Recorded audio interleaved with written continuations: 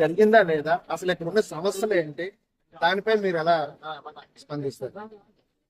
ఉమ్మడి నియోజకవర్గంలో గత 5 సంవత్సరాలుగా అభివృద్ధి జరిగిందా లేదా, మౌలిక సదుపాయాలు కల్పించడానికి కనీసం వాళ్ళు ఖర్చు పెట్టారా లేదా అనేది ప్రజలు ఎవరిని అడిగినా సరే చాలా స్పష్టంగా తెలియజేస్తారు.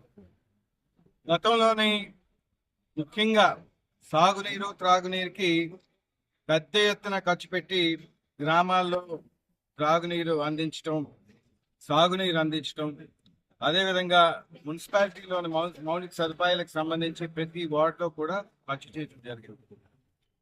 ఈరోజు వైఎస్ఆర్సిపి గత 5 సంవత్సరాలుగా మున్సిపాలిటీలో ఏదైనా చెప్పుకోవాలంటే మా హయాంలో శాంక్షన్ చేసిన 14th ఫైనాన్స్ కింద ఏదైతే రోడ్లు మౌలిక సదుపాయాలు ఉన్నాయో అవి వాళ్ళు వేసుకోవటం జరిగింది. అది కూడా కాంట్రాక్టులు చేసేవాళ్ళు ఆ పార్టీలో ఎక్కువ ఉన్నారు కాబట్టి, ఆ శాసనసభ్యుడు కూడా ప్రత్యేక కాంట్రాక్టర్ కాబట్టి ఆయనకి వ్యక్తిగతంగా మంచి జరుగుతున్న ఆలోచనతో అవి వేయటం జరిగింది. కానీ కొత్తగా ఒక్క పని కూడా వాళ్ళు శాంక్షన్ చేసింది లేదు.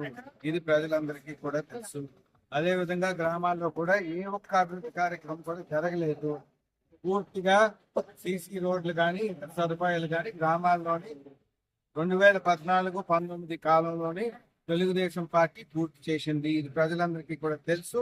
ఆ ప్రకారంగానే ప్రజలు గత 5 సంవత్సరాలు అనుభవంతో ఖచ్చితంగా తెలుగుదేశం పార్టీకి పెద్ద మెజారిటీ ఉమ్మడి నియోజకవర్గంలో ఇవ్వడం జరుగుతుంది అని ఆశిస్తున్నాను.